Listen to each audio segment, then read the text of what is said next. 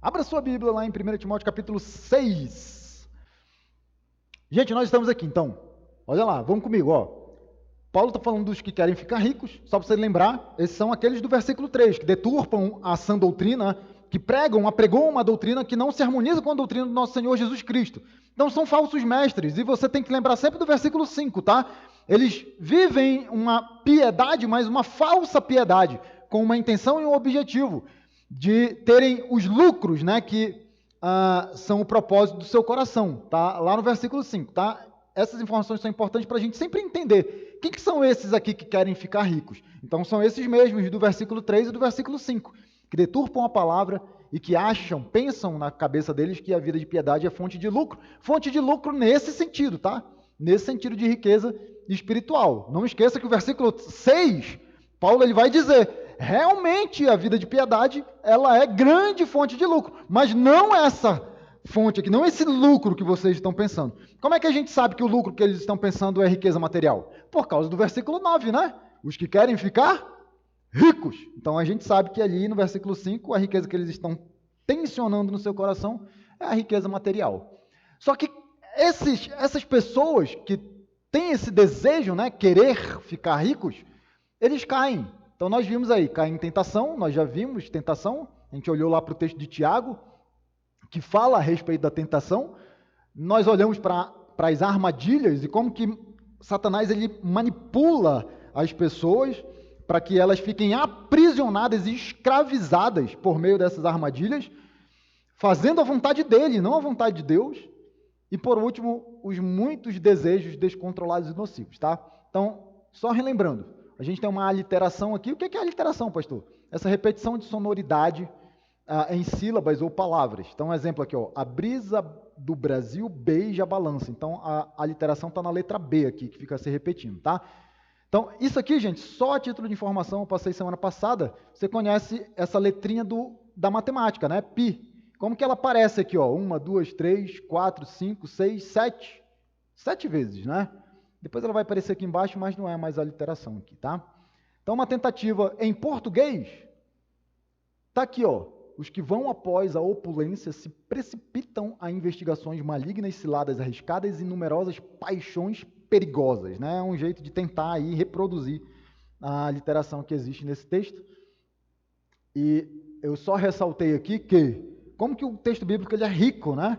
Não só de princípios, de mandamentos, de estatutos, mas também até do estilo literário, né, dos recursos literários que os autores bíblicos eles utilizam para facilitar a nossa compreensão e nosso entendimento. Olha como Deus ele é muito bondoso conosco nesse sentido, nos proporcionando esse tipo de conteúdo, né? Então, eu falei disso daqui bem rapidinho, para que você saiba que tem essa aliteração aí, tá?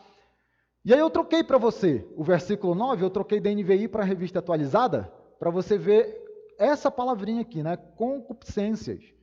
E aí, se eu preciso entender o que essa palavrinha significa, eu preciso olhar para um texto que fala dessa concupiscência relacionada à carne e relacionada aos olhos, tá?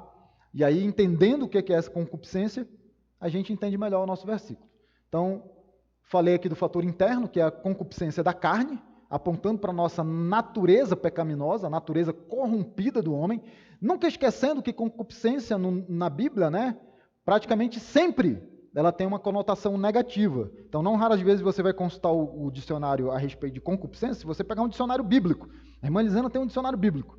Então, se for olhar lá concupiscência, muito provavelmente vai estar alguma coisa assim sobre desejo libidinoso.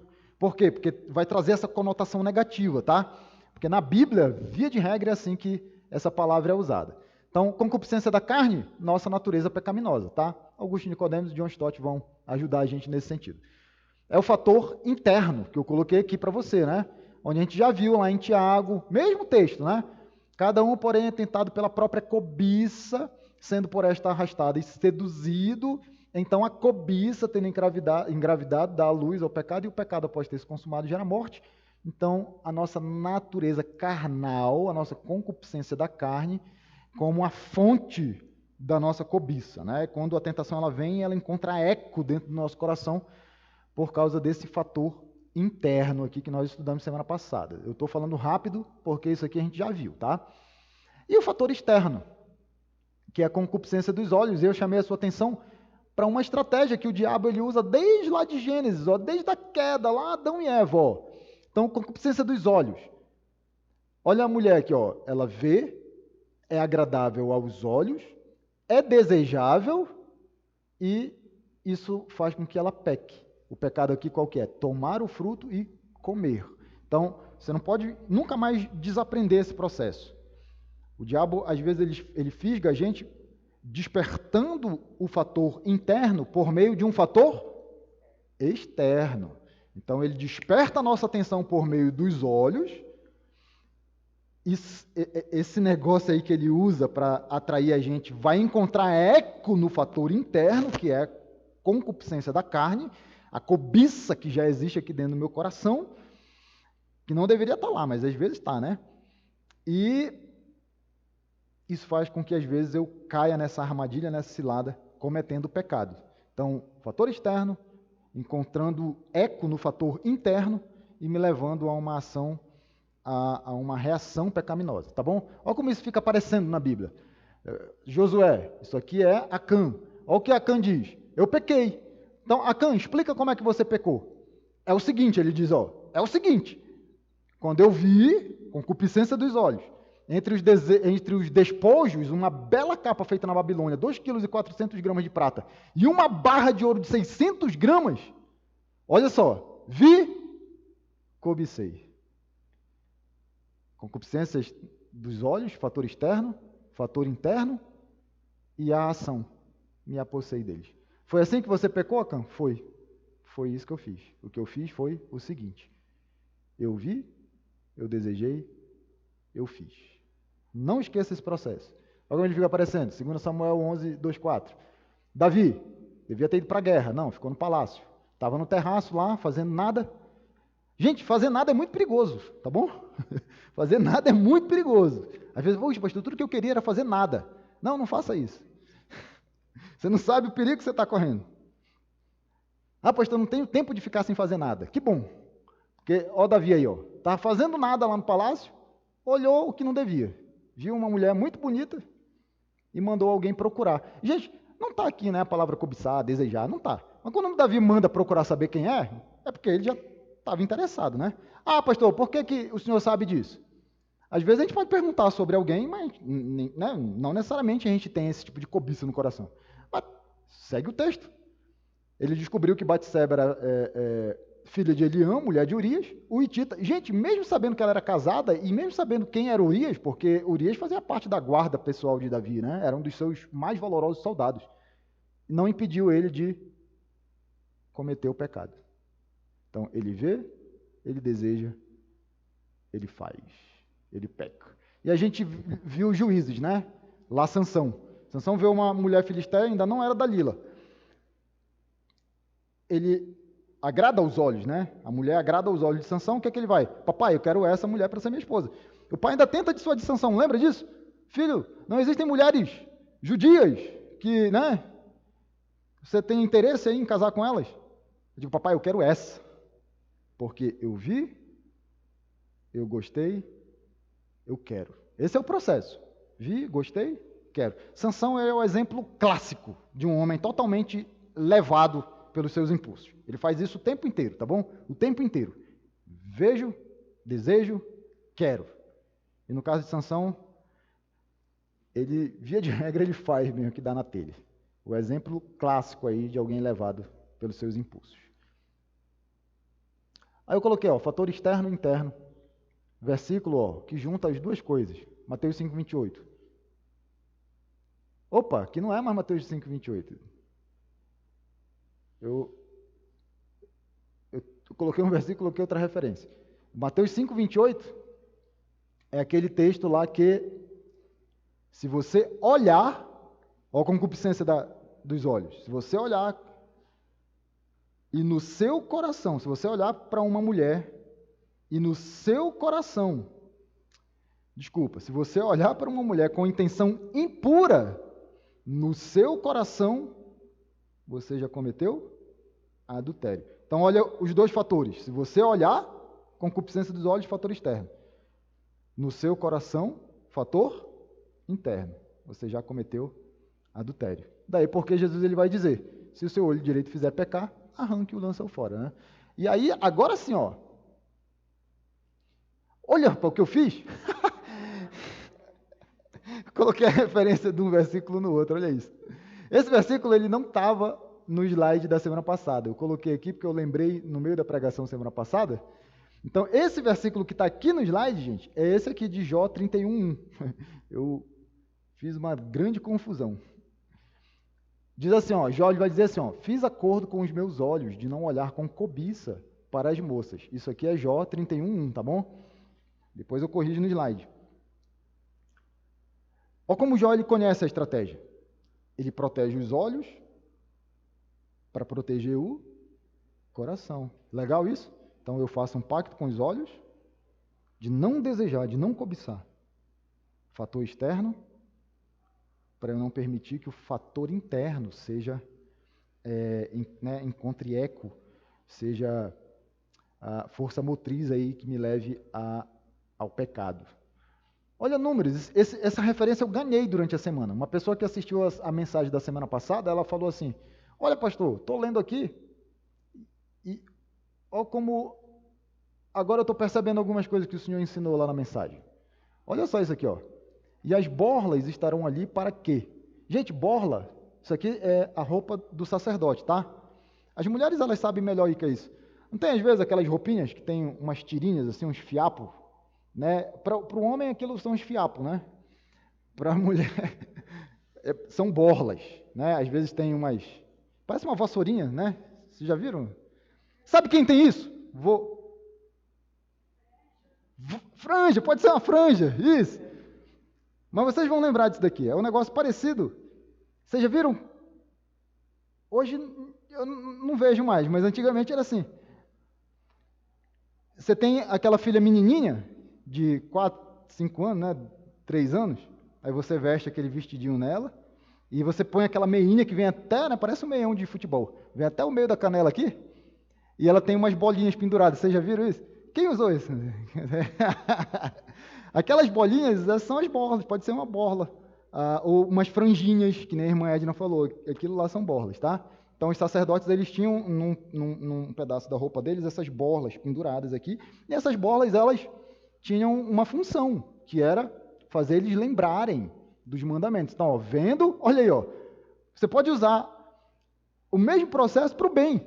Você vê, você lembra, e aí o que é que você faz? Você obedece. O quê? Os mandamentos do Senhor.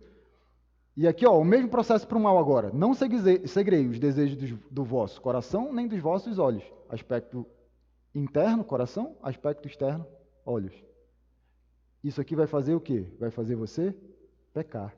Não andais adulterando, né? Após os quais andais... Gente, então que bacana, porque você tem nesse versículo uma substituição positiva aqui. Em vez de seus olhos serem usados para seduzirem você e encontrarem eco na cobiça do seu coração, fazendo com que você peque, você pode usar os seus olhos para que você seja bem alimentado pela palavra de Deus e para que você obedeça os mandamentos do Senhor. É isso que tem que criar âncora, né, no seu coração, é isso que tem que arraigar no seu coração, tá bom? E aí eu coloquei isso daqui, tá? Isso aqui também não tinha no slide da semana passada, eu coloquei a respeito ainda de toda essa parte aqui da concupiscência dos olhos e da concupiscência da carne. Eu disse assim semana passada, né? Cuidado para não saciar os olhos com aquilo que é proibido. A gente acha às vezes que não tem problema de satisfazer o desejo que nós temos no coração apenas olhando aquilo que é ilícito. Isso tem um problemaço. Não adianta, eu coloquei aqui para você, ó, não adianta honrar, entre aspas, o nome de Deus na sua vida pública. O que é a vida pública? É essa vida, né, onde as pessoas vêm. Não adianta você honrar na vida pública quando Deus sabe que essa honra não é fruto nem expressão da honra que você oferece a Ele no âmbito privado. Não serve de nada, gente. Tudo bem? Vocês estão comigo? Não adianta fingir para o pastor, não adianta fingir para as pessoas à sua volta, para a sua família, para a sua esposa, para os seus filhos. Não adianta, não adianta. Por quê? Porque Deus sabe o que você faz. Tá bom? Deus sabe o que cada um de nós faz. Então, tipo, se você quer honrar Deus de verdade, sabe qual é a honra que você tem que dirigir a esse Deus? A honra que você oferece quando ninguém está vendo. Eu coloquei aqui para você, ó, a honra mais difícil de ser oferecida a Deus é aquela que você presta quando ninguém está vendo. Essa é a honra que Deus quer. Sabe por que essa é a honra que Deus quer? Não é que ele não quer a honra pública, né? Mas a honra pública ela tem que ser a expressão da honra particular. Mas por que essa é a honra que Deus quer? Porque essa é a que de fato reflete a sua fidelidade. Essa é a que de fato reflete quem você é. Porque o que vai determinar se você é leal à palavra de Deus e você é fiel à palavra de Deus é o que você faz quando ninguém está vendo. Aí você vai saber se você é fiel e leal de verdade. Porque quando tem alguém olhando, a gente dá uma, opa, vou dar uma segurada aqui, tem gente vendo, esse daí não condiz, o pessoal vai me recriminar. Mas quando ninguém está vendo? Essa é a honra que Deus quer. Por quê? Porque ela significa exatamente aquilo que você é. Aquilo que você faz quando ninguém está olhando. Esse é você. Quando você não precisa fingir, quando você não precisa dissimular, quando você não precisa agradar ninguém à sua volta. Esse é você. Então, muito cuidado aqui, né? E aí, a gente voltou para João, e o versículo 17, especialmente, quando ele diz, ó, o mundo passa, bem como a sua concupiscência. Ou seja, isso aqui vai passar, gente. Natureza carnal e a concupiscência dos olhos, isso vai passar. Deus está dizendo isso para nós aqui, ó. O mundo passa bem como a sua concupiscência. Aquele, porém, que faz a vontade de Deus permanece eternamente. Então, o que ele está dizendo para nós? Não gaste a sua vida, o seu tempo, o seu vigor, a sua força, correndo atrás desses desejos que o mundo oferece para você. Não faça isso.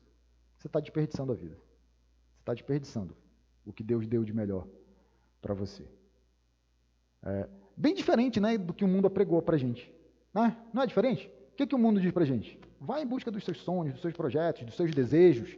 Vai em busca, né, daquilo que você almeja. Tome cuidado com esse discurso. Tome cuidado, porque aquilo que você deseja pode ser pecado. Pode não ser um pecado por si só.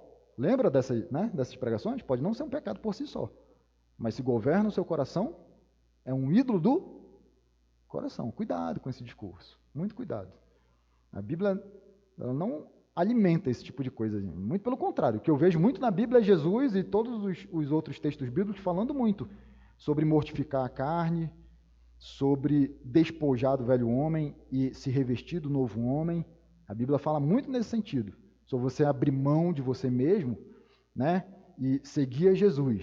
Isso a Bíblia fala. Tá? O mundo vai passar, gente.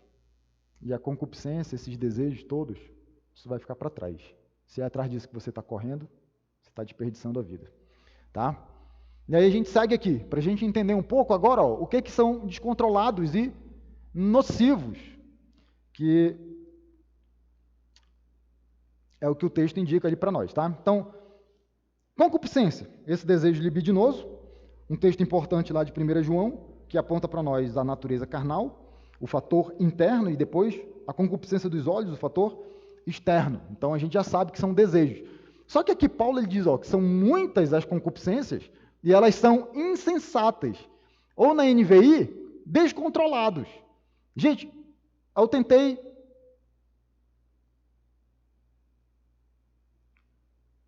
definir isso aqui para você. O que são essas concupiscências insensatas ou descontroladas? São insensatas e descontroladas, pois desafiam a compreensão, o bom senso e a sensatez. Você já viu alguém fazendo alguma coisa que você diz assim, perdeu o juízo. Você já viu isso? Perdeu o juízo. O que você está querendo dizer quando perdeu o juízo? Você está dizendo, isso não foi uma ação muito racional, né? Não é isso que está dizendo? Não foi uma ação assim pautada na razão, não foi uma ação pautada na sensatez, não foi uma ação pautada no bom senso. Perdeu o juízo, né? Perdeu o juízo. Então, você vê, já pensou se você me encontra aí numa esquina brigando, falando um monte de palavrão, chutando alguém? Aí você vai dizer, o pastor ficou doido. Desafia a compreensão, né? Desafia o bom senso, desafia a sensatez. Então, por isso que a NVI traduz como descontrolados, olha só, desejos descontrolados. Ou, revista atualizada, concupiscências insensatas. É o descontrole como marca de algo que rompe com as barreiras da racionalidade. Tá? Gente, o que é isso?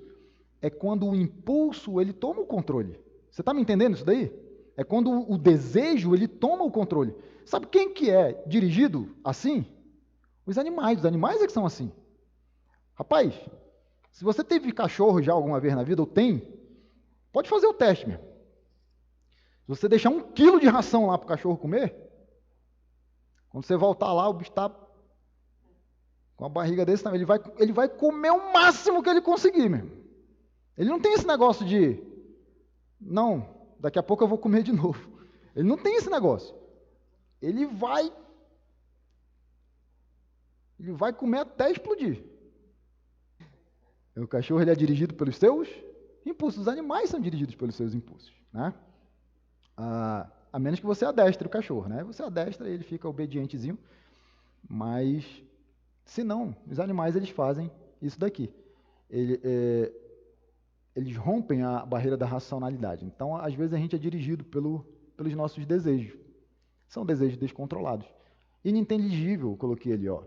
Quando a pessoa é governada não mais pela razão, mas pelos seus impulsos, desejos, cobiça, lascívia. Então, a vontade de dar vazão a esse desejo, a vontade de satisfazer essa concupiscência, ela toma o controle, ela toma o volante. E aí já não é mais a sua cabeça que está na direção, mas é o desejo de realizar a vontade dessa cobiça, desse pecado que você tem no coração. Deu para entender isso daí? Então vamos lá. Por que ele diz que essas concupiscências são perniciosas? Na NVI são nocivas, né? São desejos nocivos. Então eu coloquei aqui para você, ó, pois são perigosas e prejudiciais, tá? Por isso perniciosas e nocivas, elas prejudicam. E aqui, ó, isso aqui você tem que entender. Elas prejudicam não somente o sujeito que dá vazão aos seus desejos nocivos. Então, pensa numa pessoa que é dominada já pelo impulso, né, de consumir algum tipo de droga. Uma pessoa que já é viciada. Pensa, né, às vezes, no estado deplorável em que pessoas assim elas ficam, por causa da vontade que elas não conseguem mais controlar. E a gente sabe que existem, né, questões aí envolvidas nesse processo, mas eu estou citando aqui só como exemplo para você entender, tá bom? Isso é extremamente prejudicial para a pessoa que comete esse tipo de ação, tudo bem? Eu vou até mais longe aqui um pouco, porque uma coisa é quando eu estou viciado, e eu sei que existe, né, toda uma questão fisiológica envolvida nisso daí, mas e quando você não é ainda, e você tem a chance de não experimentar aquilo, e mesmo assim você experimenta, você vai movido pelo desejo, né? O desejo de matar uma curiosidade, talvez, mas isso pode trazer um prejuízo tremendo para a sua vida. Tudo bem? O que é mais sensato? O que é mais inteligente de fazer? Né? Gente, até banda de rock mundana sabe disso. Tem uma música do Titãs que diz assim, a melhor forma de vencer o vício é no início. Os caras fizeram uma rimazinha. A melhor forma de vencer o vício é no início. O que ele está querendo dizer com isso? Que é melhor nem experimentar, para depois não ficar escravizado por isso daí. Então, são coisas que são nocivas, são prejudiciais para aqueles que praticam, né? Para aqueles que dão vazão a esses desejos. Mas isso aqui você tem que entender também, ó. Então, não somente para o sujeito que pratica, para o sujeito que dá vazão aos seus desejos, mas para as pessoas à sua volta, que eventualmente podem ser objeto para a satisfação de tais desejos. Como que isso daqui é perigoso? Como que isso daqui é perigoso? Eu vou voltar aqui para a ilustração do viciado, né? Se você já teve a oportunidade de lidar com alguém vivendo esse contexto, como que essa condição ela prejudica as pessoas, né, à volta daquela pessoa viciada, né? Então, um prejuízo que ele não é exclusivamente da pessoa que comete a ação, mas que ele traz sofrimento para as pessoas à volta. Porque, gente, a gente chama isso de raio de alcance do pecado, tá bom? Raio de alcance. Exemplo clássico para a gente. Davi, lembra de Davi? O texto que a gente viu ainda agora foi passear no terraço lá, olhou o que não devia, mandou chamar, fez o que não podia.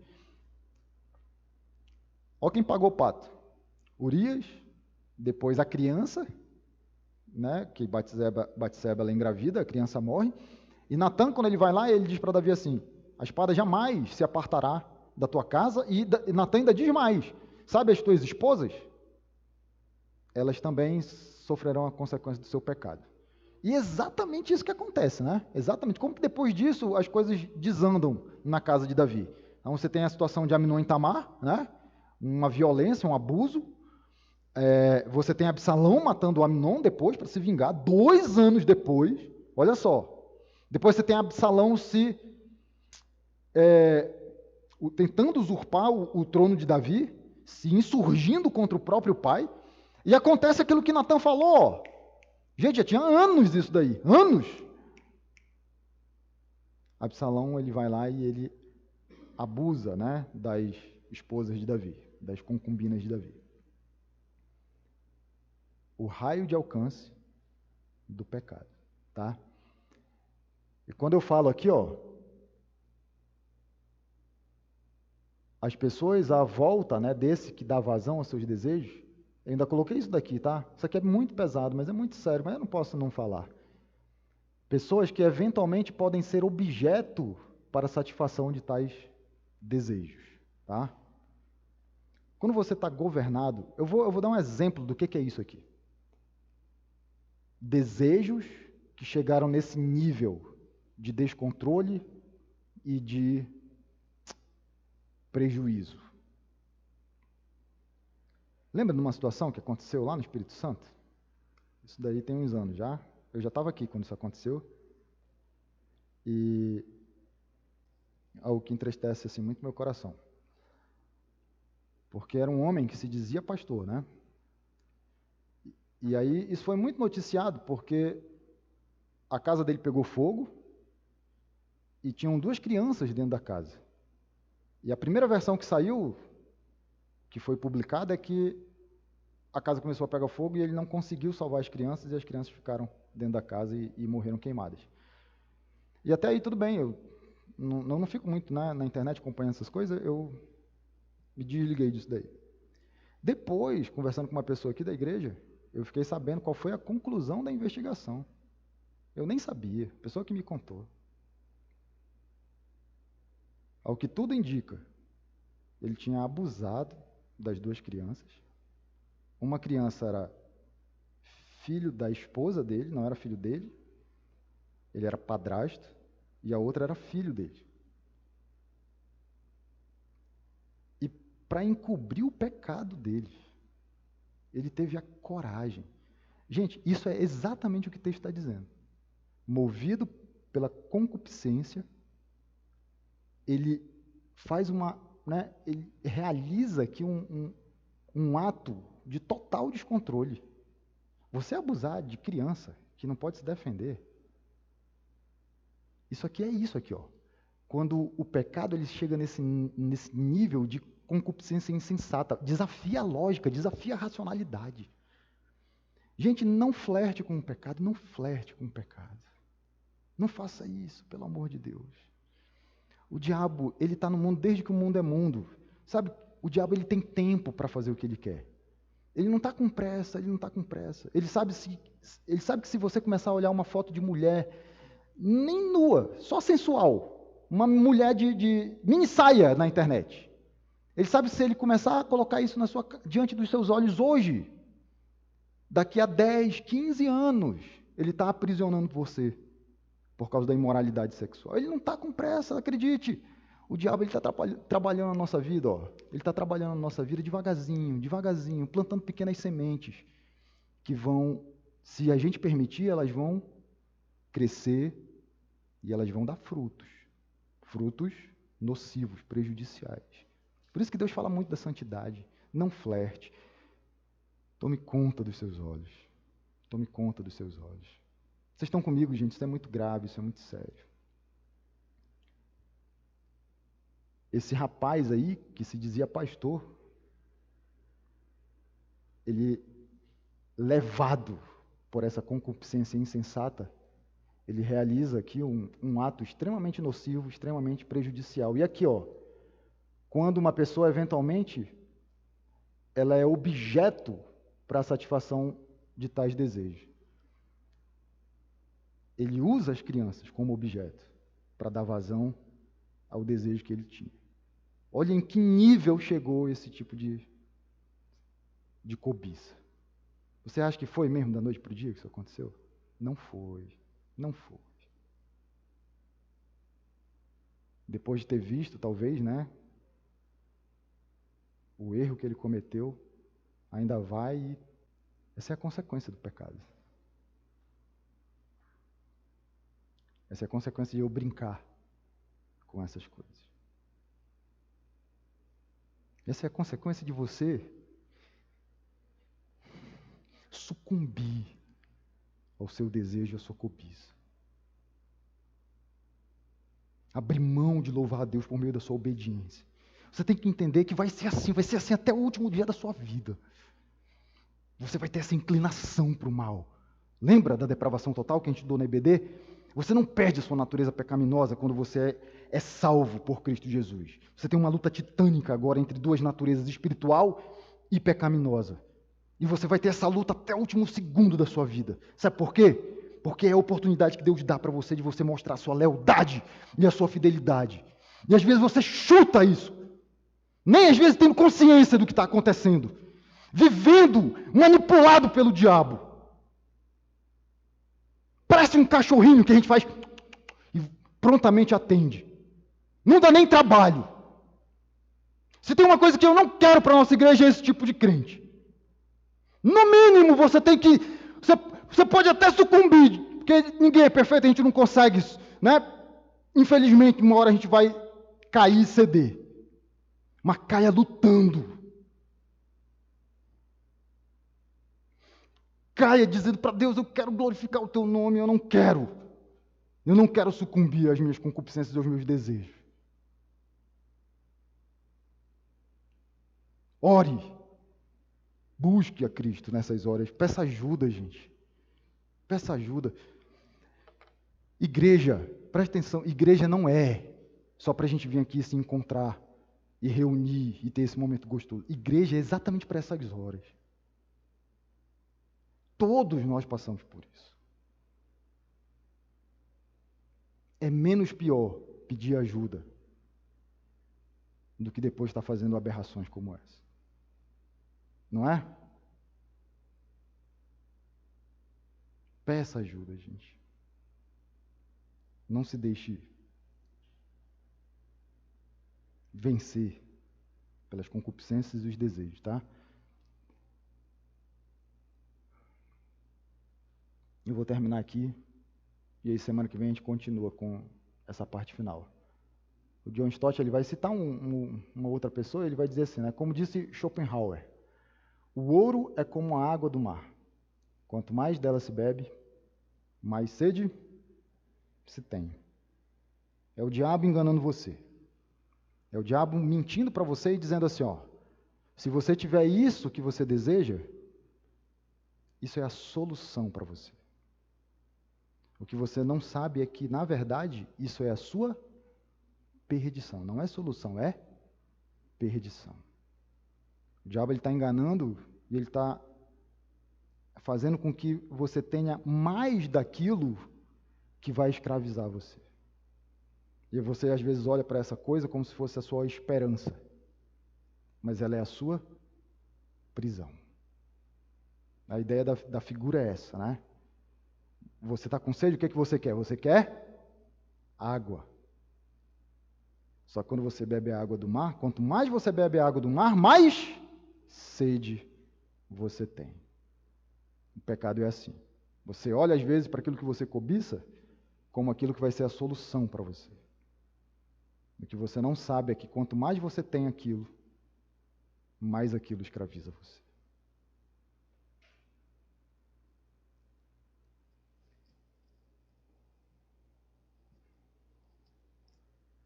O mundo vai passar. E as concupiscências também vão passar. Então, pelo amor de Deus, viva para a honra e glória do nosso Senhor. Porque aqueles que obedecem o mandamento do Senhor, esses durarão para sempre. Amém? Vamos orar? Deus, obrigado, Pai, pela Tua palavra, Senhor. Obrigado, Deus. Sempre pela forma profunda, Pai, como a Tua palavra traz ensinamentos para nós, Pai. E que desafiam, Deus. E como que eu quero muito, Senhor, que todos nós, Pai, tenhamos essa consciência, Deus, de que a vida cristã, ela exige de nós esse aprofundamento, Senhor, nos Teus princípios, Pai. Porque se a gente fica sempre na superfície, Deus, nós sempre teremos uma chance maior de sermos manipulados, de sermos usados como fantoche pelo diabo, Pai. A gente precisa ter essa percepção e essa sensibilidade, né, de assuntos sensíveis, né, delicados, para que tenhamos a oportunidade de lutar contra essas coisas, Pai. Semana passada a gente conversou a respeito disso. Quando eu conheço a estratégia do meu opositor, eu tenho mais chance de vencer essa estratégia. E a Tua palavra ela nos dá, né, toda a explicação, expõe para nós, né, os detalhes das estratégias usadas pelo diabo, Senhor. Mas às vezes nós preferimos ficar na superficialidade. Preferimos aquele ensino raso, aquele ensino, às vezes pobre até. E por causa disso não estamos preparados para as investidas do inimigo e por causa disso somos levados de um lado para o outro, Pai. Que isso não seja uma realidade na nossa igreja, Senhor. Nós sabemos, sim, que vamos ter os nossos tropeços, vamos cometer os nossos pecados. Afinal de contas, se não fosse assim, não precisaríamos do sacrifício de Cristo por nós. Mas nós também sabemos, Deus, que esse sacrifício realizado por nós, Pai, de que esse Jesus que transformou a nossa condição e a nossa posição diante de Deus, é o mesmo Jesus que continua nos capacitando para que tenhamos como lutar contra essas inclinações, contra essas concupiscências, contra esses desejos, Pai. Que a nossa igreja viva uma vida cristã profunda, autêntica e genuína nesse sentido, Pai. E de que não sejamos governados pelas nossas concupiscências e os nossos desejos, Senhor, mas que sejamos governados pela Tua palavra. E se houver algum desejo no coração de cada um de nós, que seja o desejo de obedecermos os Teus mandamentos, Pai. É isso que eu quero para os meus irmãos em Cristo. Em nome de Cristo Jesus, Senhor. Amém, Deus. Que a graça do nosso Senhor Jesus Cristo, o amor de Deus e a comunhão do Espírito Santo seja com cada um de nós. Amém? Deus abençoe a todos.